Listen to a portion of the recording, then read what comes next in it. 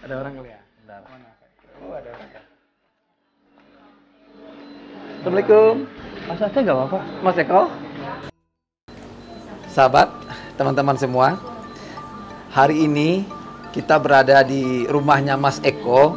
Nah, di belakang kita ada teman-teman mahasiswa yang juga datang berkunjung ke rumahnya Mas Eko untuk melakukan belajar tentang pembatikan ya. Iya. Ada yang lebih pelukis batik. Tadi ibu istrinya Mas Eko juga menerangkan, saya dengar tadi sejarah batik, bagaimana proses membatik, melukis batik. Nah, cuman sekarang kebetulan nih kita ketemu dengan sosoknya penggagas, pendiri yang memiliki original intensnya, gagasan ideanya mengembangkan di sekitar kota lama Semarang ini ada sebuah kampung, kemudian muncul pemikiran untuk membuat kampung batik jadul ya.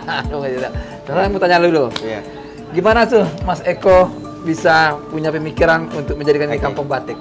Jadi ini ceritanya akan panjang ini. Waduh, panjang. Seru ya. Kalau kita mau ngulas batik tentang sejarah batik Semarang sendiri, memang gimana ya? Jadi kampung batik sendiri ini tidak terlepas dari sejarah panjang kota Semarang sebenarnya. Oh iya. Nah, penamaan kampung atau wilayah-wilayah di daerah kota Semarang itu tidak terlepas dari aktivitas warganya. Aktivitas warganya. Ya, contohnya ada kampung Petudungan. Di situ ada sentra kerajinan di kerudung. Semarang juga. Iya, di Semarang juga masih sebelahan sih kampung Petudungan. Petudungan. Kampung batik Petudungan. Bukan, kampung Petudungan itu sentra kerajinan kerudung sebenarnya. Oh, kerudung. Ya, jadi tudung kan. Tudung. Terus ada kampung Pejagalan. Penjagalan ya. Nah, jagal. Ya, tukang jagal. Jagal. Nah, samping kampung Pejagalan itu ada kampung Kulitan. Jadi mengulit. setelah apa? Dijagal, kulitnya disamak, bisa jadi kerajinan. Namanya memang kampung Iya, kampung Kulitan. Oh, kampung Kulitan. Ya, terus sama halnya kampung batik. Nah, ini akan menarik. Jadi gimana sih kok dinamakan kampung batik? Nah, sedangkan batik Semarang sendiri sebenarnya mempunyai proses yang panjang. Jadi batik Semarang mengalami 3 fase sebenarnya. Fase pertama, di mana batik Semarang itu pernah ada sejak tahun 1840 sampai 1860. Sampai 1860, 20 tahun. Ya, kurang lebih 20 tahun. Nah, motif-motif pada masa fase pertama itu banyak dipengaruhi budaya Eropa atau Belanda. Tapi kita udah membatik saat itu ya? Sudah ada membatik. Jadi yang mengajari kita membatik itu dari mana sebenarnya? Jadi sebenarnya gini, ini batik sebenarnya itu dulu dijadikan sebagai alat atau syiar agama. Jadi syiar agama Islam ya? Iya, pendekatan. Jadi dipakai untuk sebagai pendekatan masyarakat juga. Karena batik itu bagian dari kegiatan masyarakat juga. Nah, tapi yang pada fase pertama tahun 1800-an itu karena banyaknya permintaan dari bangsa Eropa akan kebutuhan sandang atau pakaian. Jadi pada waktu itu permintaan di Eropa itu tentang mode, tentang pakaian gitu kan. Nah, sedangkan Indonesia sebagai negara jajahan atau masyarakat yang dijajah itu kan tersedianya sumber daya manusia. Ya kan. Nah, jadi seni membatik itu sebenarnya jauh dulu pernah di beberapa negara seperti Cina, India. Jadi pembuatan kain bermotif itu tidak hanya batik sebenarnya. Berbagai ragam ya? Iya, berbagai ragam. Nah, batik sendiri sebenarnya itu masih pada masa kerajaan pada waktu itu. Kerajaan apa itu? Kalau yang ada di Pulau Jawa itu masih kerajaan Mataram ya. Jadi Majapahit, Singosari, Mataram sebenarnya. Mataram ya. Mulai di Mataram. Jadi ada batik. Jadi batik itu terbagi dari 2, batik pesisiran dan batik pedalaman. Pedalaman. Pesisiran itu yang kayaknya lingkungan di Jepara gitu ya? Jadi kalau pesisiran itu masih di pantai pesisir utara. Utara ya? Lasem ya? Iya, Lasem, Pekalongan. Tapi kalau diurut-urutkan dari tahun perkembangan sejarah perbatikan yang ada di Pulau Jawa itu dimulai dari timur sebenarnya. dari Jawa Timur. Dari Jawa Timur. Ya, Jawa Banyuwangi. Sidoarjo. Oh, Sidoarjo. Sidoarjo terus ke arah barat. Surabaya. Jadi Surabaya, terus Rembang, Lasem, terus Jepara. Dari timur. Betul. Sampai ke Jawa Tengah ya. Jawa Tengah sendiri itu di Semarang tahun 1840, 1860. Sedangkan di Pekalongan itu masuk di sekitar 1910-an. Oh, jadi 1900-an. Begini ya, disisir ya, mulai dari timur, tahun ke tahun berkembang gitu ya. Oh, berarti ini dimulai dulu dari pesisiran berarti dulu. Pesisiran ya. Oh. Nah, tapi yang di Batik Pedalaman itu di dalam lingkungan keraton itu tadi. Oh, Keraton Solo. Keraton Jogja, Keraton Solo. Nah, kalau Semarang sendiri? Kalau Semarang kan lebih ke pesisir tadi. Oh, maksudnya kayak mungkin gini, menarik mungkin Semarang ini. Dia bisa ke pesisir, bisa ke pedalaman juga? Sebenarnya enggak juga. Semarang lebih ke pesisiran. Oh, Semarang lebih ke pesisiran. Tapi dalam perkembangan batik Semarang sendiri ada pengaruhnya. Oh. Jadi seni itu kan banyak dipengaruhi masyarakat, pendatang. Ini yang akan berkembang. Juga, ya, betul. Kan? Karena batik itu biasanya apa yang dia lihat, apa yang dia pikirkan, apa yang dia rasakan, akhirnya dituangkan dalam kain. Ke dalam karya ya, dalam kain. Itu. Berbeda dengan batik yang ada dalam pedalaman. Jadi motif-motifnya itu penuh dengan simbol. Kalau pedalaman? Ya, ada motif parang, itu ada simbol kesatria. Motif teruntum, itu simbol kasih sayang. Jadi sebenarnya kenapa UNESCO mengakui batik menjadi warisan budaya dunia dari Indonesia? Itu tidak terlepas dari itu tadi, filosofi. Jadi dari selembar kain itu bisa bercerita yang mempengaruhi masyarakatnya.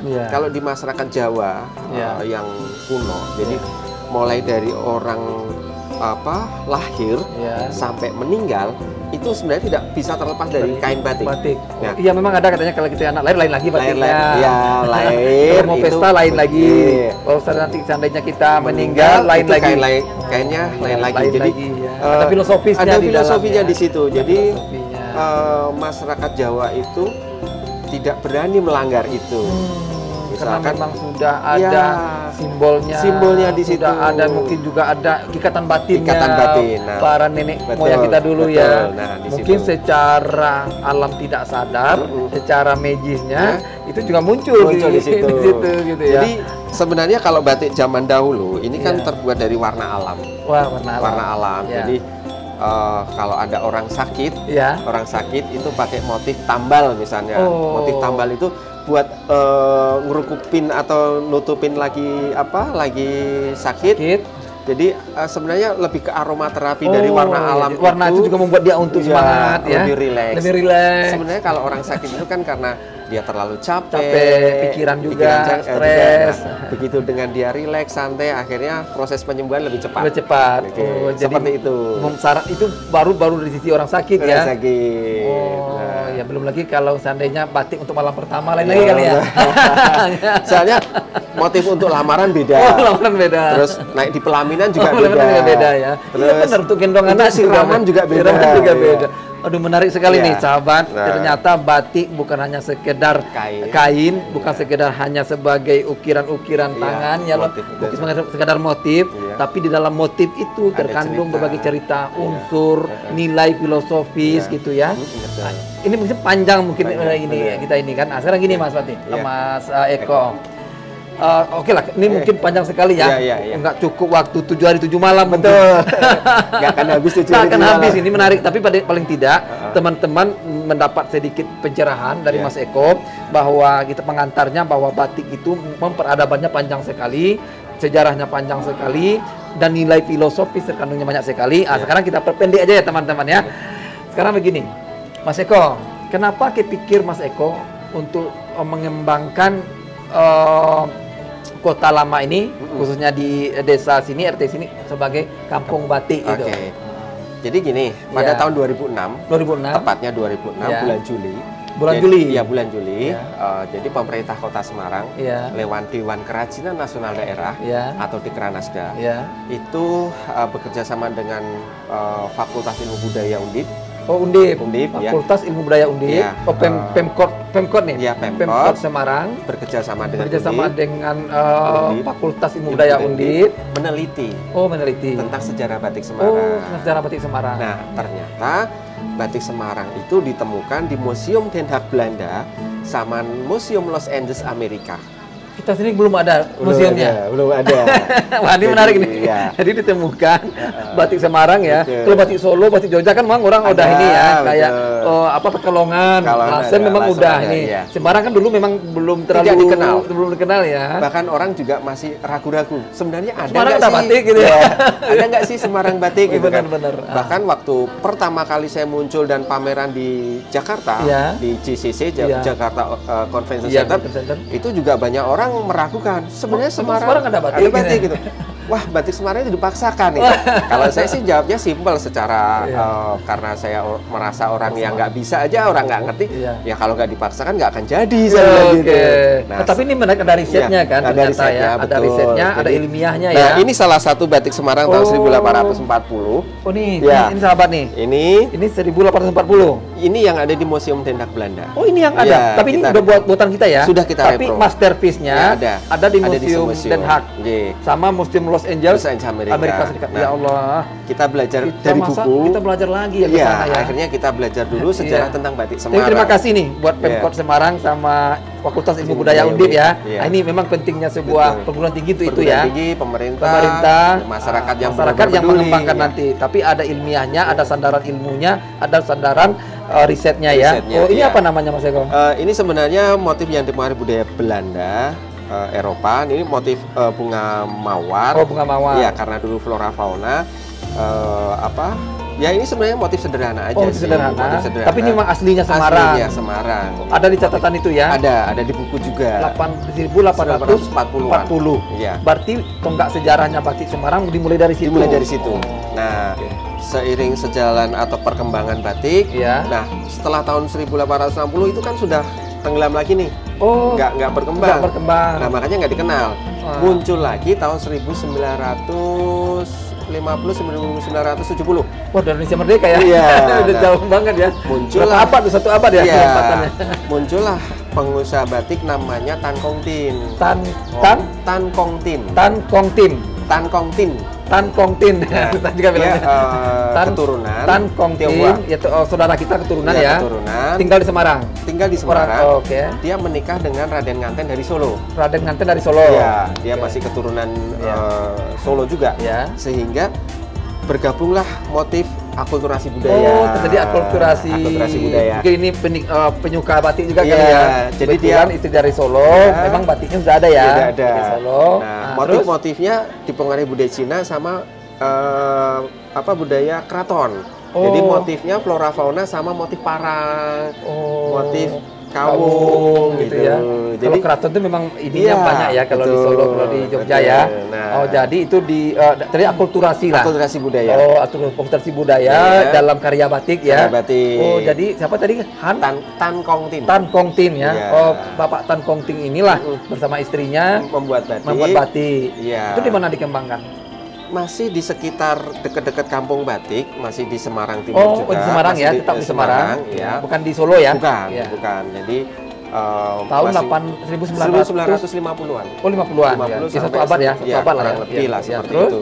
Nah, itu pun juga tidak bertahan lama karena sebenarnya Semarang sebagai pusat pemerintahan, pusat perdagangan, jadi sangat sulit mengembangkan industri batik sebenarnya pada waktu itu. Tapi waktu itu batik dikembangkan apa oleh Bapak?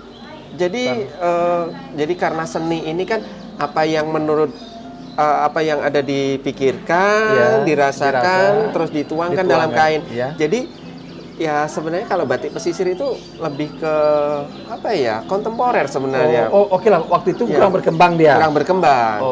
Bukan kurang direspon lah ya. Iya, kurang direspon. Dapat dari masyarakat dari pasar kurang direspon. Sehingga hanya bertahan beberapa dekade aja gitu. Nah, setelah itu juga surut lagi. Nah, dari 2006 itulah diteliti lagi. Oh, jadi jauh banget nih. Jauh banget lompatannya. 1840, kemudian 1950, mentok lagi, baru 2006. Iya. Waduh, lompatan abad 18, abad 19, abad 20 ya. Ya. Jadi makanya batik Semarang juga nggak. Oke, ini menarik nih ceritanya. Nggak dikenal. Jadi tahun 2006 itulah yang Undip tadi ya, sama dengan Dekranasdanya Pemkot Kota Semarang melakukan riset ke Belanda dan Los Angeles. Ya, udah terus gimana perkembangannya? Nah, perkembangannya. Nah, setelah ditemukan kampung batik, ya. Berarti Semarang ada sejarah batik dong. Dulu, yang menemu kampung batiknya siapa? Jadi kampung batik itu sudah ada sejak tahun 1940-an sebenarnya. Tapi titiknya udah ketemu di mana? Udah ada. Memang di sini. Kampung batik. Memang ini. Iya, namanya kampung batik. Oh, ini memang kampung batik iya, namanya memang kampung batik. Saya kira hanya pada tahun 2006 atau sebelum 2006 ya. Itu selama saya tinggal di kampung batik belum menemukan warga masyarakat sini yang berhubungan dengan batik, baik itu pedagang batik atau pembuat batik. Yang pakai batik pun hanya tertentu. Pemakai batik pun batik tertentu. Kalau pas ada acara tertentu misalkan. Apalagi filosofisnya ya. Ya. Dalam yang terimplementasi dalam kegiatan-kegiatan rutin, ritual segala macam itu nggak ada. Nggak ada. Padahal ini kampung batik. Namanya kampung batik. Berarti kampung batik ini namanya tuh sudah sejak dulu berarti. Sudah ada. Sejak tahun berapa namanya kampung batik? Sekitar 1940-an sebenarnya. Udah nama kampung batik? Udah nama kampung batik. Tapi nggak ada masyarakat yang... Nggak ada. Nggak ada. Okay, nah, ini sebenarnya berkaitan dengan Semarang sebagai pusat perdagangan. Ya. Jadi pada zaman masa kolonial Belanda, Jepang, jadi kalau para saudagar-saudagar batik mau mengirim komoditas batiknya keluar Pulau Jawa, itu hanya melalui 3 pelabuhan. Tanjung Mas, Tanjung Priuk, Tanjung Perak. Nah, Semarang sebagai letaknya strategis, dekat dengan Pekalongan, atau dekat dengan Solo, dekat dengan Jogja atau Lasem. Karena waktu itu Lasem juga belum punya pelabuhan kan. Nah, kalau Pekalongan ke Jakarta jauh, akhirnya lebih dekat ke Semarang. Jadi dulu para saudagar batik itu berserikat, berkomunitas, berorganisasi, berkegiatan di Kota Lama. Sini, sini ya. Betul. Ya. Jadi nanti Bapak bisa ke Kota Lama, depan jembatan Berok, sampingnya Bank Mandiri itu ada gedung GKBI namanya. Oh, saya tahu gedung GKBI ya. Gabungan Koperasi Batik Indonesia. Oh. Nah, disitulah. Oh, GKBI itu Gabungan Koperasi Batik Indonesia. Ini saya baru tahu. Nah, jadi tapi gedung saya tahu. Iya. GKBI. Jadi di situ para saudagar batik itu berserikat di situ. Waduh, ini sebenarnya udah ada ya. Sudah ada. Oh, berserikatnya di situ. Kalau kita semacam holding perusahaan lah ya. Holdingnya perusahaannya di situ lah induknya gitu ya. Nah, BUMN-nya batik zaman dulu lah. Jadi Kali Semarang itu dulu kapal-kapal dagang itu masuk ke situ, Pak. Oh, iya katanya itu kanal-kanal kan? Kanal-kanal. Jadi dulu jembatan Berok bisa dibuka gini. Iya, bisa dibuka katanya kan. Ini kan kayak little-nya Nederland ya. Nederland, little kayak Venice gitu ya. Betul. Makanya kenapa Kota Lama dimunculkan lagi, dibangkitkan lagi, direvitalisasi karena kaitannya dengan sejarah itu tadi. Jadi Kampung Batik dan Kali Semarang itu hanya berjarak ya sekitar 300 meteran lah. Intinya memang dari GKP itu bisa langsung masuk kapal untuk membawa batik tadi batik. Ya. Nah, selama proses bongkar muat batik itu, karena kapal datang kan tidak mungkin langsung naik nih batiknya, nungguin kapal bongkar dulu, baru nanti kapal muat dulu. Nah, selama nunggu proses itu banyak saudagar batik tinggal di kampung batik. Oh, oke, paham. Itulah. Nah, iya kan mereka mungkin berhari-hari ya di perjalanan, bisa 2 hari, bisa 3 hari karena capek, istirahat dulu. Di kampung batik lah tinggal. Tinggal di kampung batik, cuma untuk ditinggali aja ya. Tapi dikasih oleh-oleh nggak warga dengan batiknya? Ya mungkin pada saat itu mungkin akhirnya dikenal kampung batik. Oh, jadi sejarahnya itu bukan produksi batik. Bukan. Jadi memang ada pelabuhan, Tanjung Emas, ada gudang GKBI yang besar waktu itu ya. Jadi pengusaha-pengusaha itu, saudagar-saudagar itu menginaplah di kampung batik. Makanya dinamakan kampung batik. Oh, itu sejarahnya ya. Betul. Nah, berawal dari situlah akhirnya Undip sama Pemkot meneliti kok ada nama kampung batik. Nah, sebenarnya Semarang itu punya batik nggak sih? Gitu ya. Setelah diurut-urut, dipelajari, dikaji, ternyata ada batik Semarang tahun 1800-an di Museum Eropa. Di Semarang ada original batiknya. Betul. Nah, bukan dari hanya situ Solo, bukan hanya Jogja. Nah, disitulah pijakannya. Kuat berarti landasannya kan. Oh, oke lah, ini menarik nih. Berarti secara kaidah ilmiahnya, secara risetnya, secara keberadaannya batik Semarang itu memang sudah ada. Jadi sahabat, teman-teman yang ada di Solo, di Jogja, di segala macam pun, bahwa Semarang ini juga mempunyai akar sejarah, juga mempunyai akar sejarah, juga mempunyai landasan bahwa mereka juga original nih batiknya gitu ya. Nah, jadi walaupun tadi ada akulturasi ya, tapi sebelum itu mereka udah punya duluan. Nah, sekarang Mas Eko, ini kan panjang sebenarnya ya, kalau kita panjang lagi nih. Ke Nederlandnya, di Los Angeles panjang lagi nih ya. Oke lah, kita putus dulu ya. Nanti kita punya riset sendiri untuk itu. Sekarang gini, kan ini sudah keluar dari Pemkot dengan Undip 2006. Nah, terus Mas Eko kenapa Mas Eko yang men-triggernya gitu lah? Nah, saat pelatihan membatik, jadi karena untuk program revitalisasi itu kan berarti harus ada masyarakat yang bisa membatik, harus ada yang mau membuat batik. Akhirnya dikumpulkanlah 20 orang warga kampung batik. Oh, kesini. Yang mengumpulin siapa? Pemerintah Kota Semarang. Oh, pemerintah Kota Semarang. Ya, terus dikumpulkan di kampung batik, ternyata nggak bisa memenuhi 20 orang ini karena untuk anggaran dari pemerintah bisa keluar itu syaratnya 20 orang. Ya, kalau pemerintah kan juga harus sesuai dengan RAB-nya ya. Akhirnya dari tingkat kampung nggak bisa ke tingkat kelurahan. Kelurahan masih belum bisa, akhirnya ke tingkat kecamatan. Ini berlaku untuk seluruh kota Semarang atau untuk di sini? Hanya di sini aja.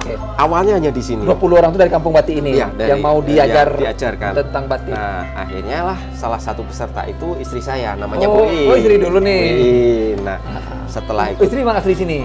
Sebenarnya enggak, dari kampung sebelah. Oh, dari kampung sebelah. Kalau Mas Eko? Kalau saya dari luar kecamatan malah.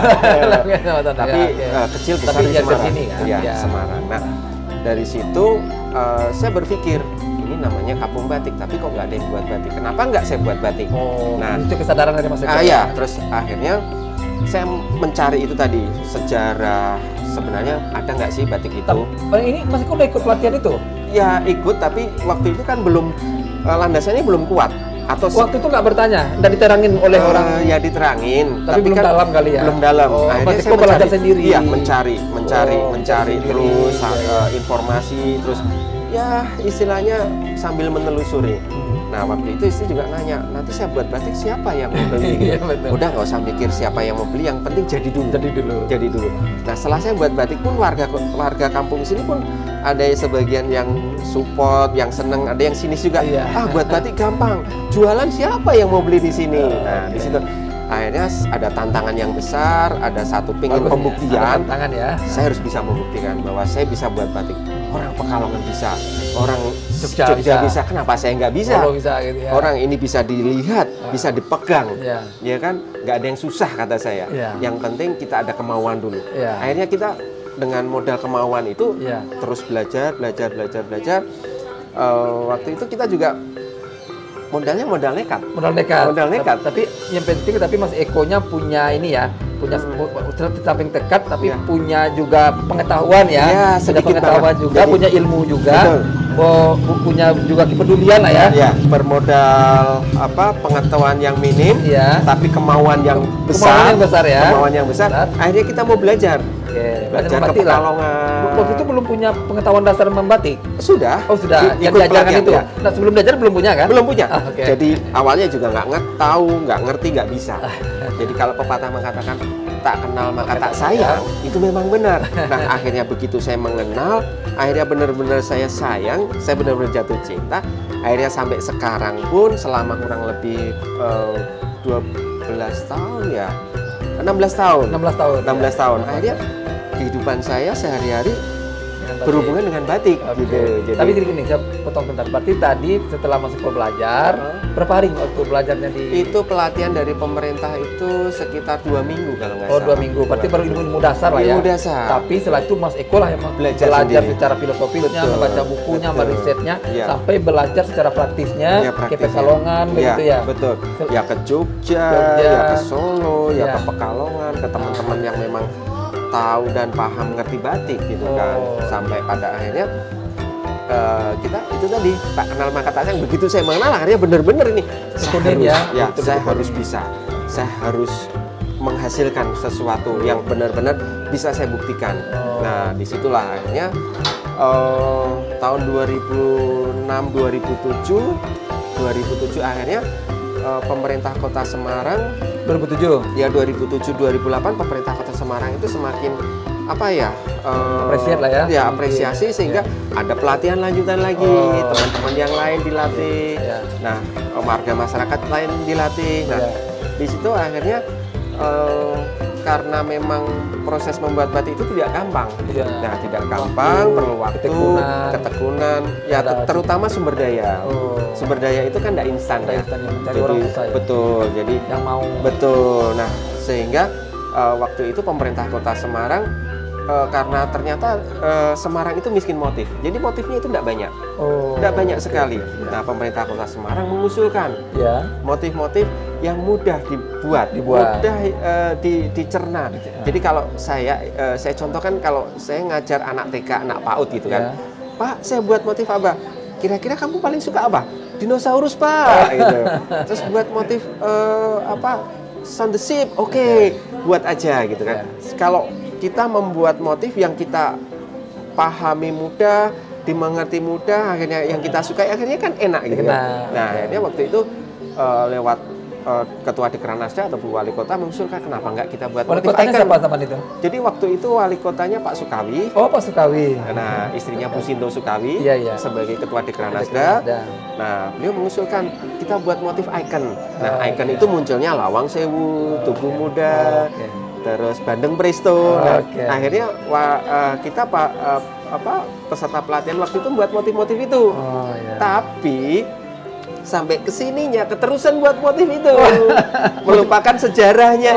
Jadi udah kontemporer ya? Iya, sudah motifnya kontemporer.